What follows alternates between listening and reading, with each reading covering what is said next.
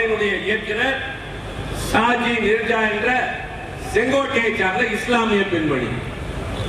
இவரெல்லாம் தமிழர்கள் என்பது மட்டும் என்னுடைய மகிழ்ச்சியின் சிறப்பும் அல்ல.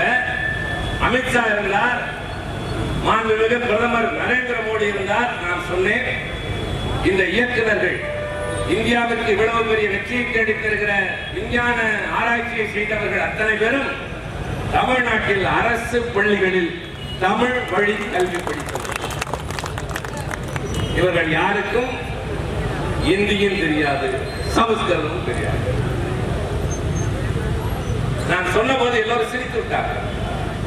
நம்முடைய கொள்கை கோரிக்கை என்னவென்றால், எனக்கு இந்தியும் வேண்டாம், சமஸ்கிருதமும் வேண்டாம், என்னை தமிழ் வாழ வைக்கும், எனக்கு ஆங்கிலம் துணை நிற்கும் என்பதுதான் கழகத்தின் நிலைப்பாடு. ஆனால் இந்தி படி என்று சொல்கிறாய், உன் மொழி இந்த வகுப்பு தேர்ச்சி பெற்று இருக்க வேண்டும் என்பது மட்டுமல்ல, அவர்களுக்கு சமஸ்கிருதமும் தெரிந்திருக்க வேண்டும் என்று ஒரு நிலை இருந்தது, சட்டமே இருந்தது. எத்தனை பேருக்கு தெரியும்? வேலூரில் இருக்கிற மருத்துவர்களை போய் கேளுங்க, புகழ்பெற்றவர்களை கேளுங்க, மதுரையில் இருக்கிறவர்களை போய் கேளுங்க.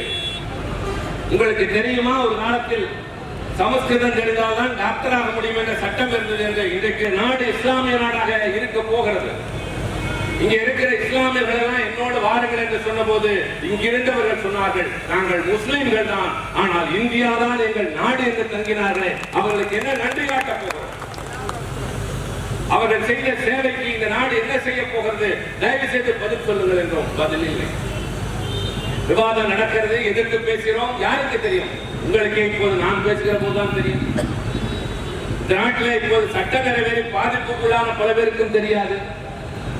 தாராள தொலைக்காட்சிகள் இதற்கெல்லாம் முக்கியத்துவம் தருவதில்லை. பத்திரிகைகளுக்கு வேறு வேலை இருக்கிறது. ஆக என்ன செய்ய வேண்டும் என்றால், ஒரு சட்டம் நிறைவேற முனைகிற போது அதில் திருத்தங்கள் கொண்டு வரலாம். திருத்தங்களை கொண்டு வருகிற உரிமை அரசாங்கத்திற்கு மட்டுமில்லை, உறுப்பினர்களுக்கும் உண்டு. அந்த அடிப்படையில் திராவிட முன்னேற்ற கழகத்தை சார்ந்த நான் 3 திருத்தங்களை கொடுத்தேன்.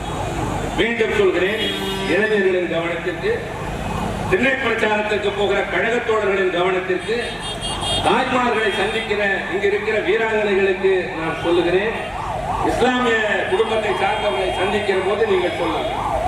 அந்த திருத்தங்கள் என்ன தெரியுமா? இந்த 3 நாடுகள் என்று சொல்கிறார்கள் அல்லவா, பாகிஸ்தான், ஆப்கானிஸ்தான், பங்களாதேஷ், அத்தோடு இலங்கையை சேர்த்துக் கொள்ளுங்கள். அடுத்து இந்த 5 மதங்கள் என்று சொல்வதோடு இஸ்லாமியர்களை சேர்த்துக் கொள்ளுங்கள். அடுத்து மத ரீதியாக துன்புறுத்தப்பட்டு என்று வருவதில் இன ரீதியாக என்று சேர்த்துக் கொள்ளுங்கள். ரிலிஜியஸ் பர்சிக்யூஷன் என்பதோடு எச்சரிக்கைகளை என்று சேர்த்துக் கொள்ளுங்கள் என்று நுட்பமாக 3 திருத்தங்களை நான் கொடுத்தேன். இது நிறைவேறி இருந்தால் இந்தியாவிலே ஒரு பெரும் போராட்டமே ஒரு காலத்தில் நடந்தது. டெல்லி ஜுமா மசூதில் லட்சக்கணக்கில் பெண்கள் வந்து உட்கார்ந்து இருந்தார்கள். இந்தியாவே கொந்தளிப்பாகி கொண்டிருந்தது. கொரோனா காலம் வந்து அது போராட்டம் நின்று போனது. ஆனால் இன்னும் அந்த பாதிப்பு இருக்கிறது. இந்த திருத்தங்கள் ஏற்கப்பட்டிருந்தால் இஸ்லாமியர்களுக்கு குடியுரிமை கிடைத்திருக்கும். தமிழ்நாட்டில் இருக்கிற 1.5 லட்சம் இலங்கை தமிழர்களுக்கு குடியுரிமை கிடைத்திருக்கும். எவ்வளவு சிறப்பான சின்ன திருத்தம் பாருங்கள். எப்படி சமஸ்கிருதம் தேவை என்பதை அடித்து உங்கள் என் வீட்டு பிள்ளையை டாக்டர் ஆக்கியதோ நீதி கட்சி, அதன் தொடர்ச்சியாக இன்றைக்கு தளபதியின் பிரதிநிதியாக அங்கிருக்கிற நான் கொண்டு வந்த திருத்தம் ஏற்கப்பட்டிருந்தால் பெரியதோர் மாற்றம் ஏற்பட்டது.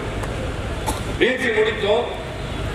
சட்டம் நிறைவேறப் போகிறது, மசோதா நிறைவேறப் போகிறது. அமைச்சர் இருக்கிறார், சட்டமன்ற உறுப்பினர்கள் இருக்கிறார்கள். அது நிறைவேறப் போகிற போது என்ன செய்வார்கள் என்றால், மரபு அதுதான் முறையும் கூட. திருச்சி சிவா ஒரு திருத்தத்தை கொடுத்திருக்கிறார், அதை ஏற்பதா அல்லது மறுப்பதா என்றார். உடனே குரல் வாக்கெடுப்பு வரும். அது என்ன வாக்கெடுப்பு பதில் என்றாலும் அரசாங்கத்திற்கு ஆதரவாகத்தான் தீர்ப்பு சொல்வார்கள். நான் என்ன செய்தேன் என்றால், என்னுடைய திருத்தத்தை மின்னணு வாக்குப்பதிவுக்கு நீங்கள் விடுங்கள். எனக்கு எத்தனை வாக்குகள் ஆதரவு என்று தெரிய வேண்டும், எத்தனை உறுப்பினர்கள் எதிர்த்தார்கள் என்று தெரிய வேண்டும் என்று ஒரு துணிச்சலோடு சொன்னேன். ஏன் துணிச்சல் என்றால், 242 பேர் இருக்கிற அவையில் நம்முடைய கட்சிக்கு அன்றைக்கு இருந்த எண்ணிக்கை வெறும் 5 பேர் தான். பாரதி இருந்தார், இளங்கோவன் இருந்தார், நான் இருந்தேன், 2 பேர் இருந்தார். 5 பேர் மட்டுமே இருக்கிறோம். ஆனால் நான் திருத்தத்தை ரொம்ப தைரியமாக வாக்கெடுப்புக்கு விட்டேன். முடிவு என்ன கிடைத்தது தெரியுமா? இந்த திருத்தத்துக்கு ஆதரவாக 99 வாக்குகள் கிடைக்கும். அரசாங்கத்திற்கு ஆதரவாக 124 வாக்குகள் கிடைக்கும்.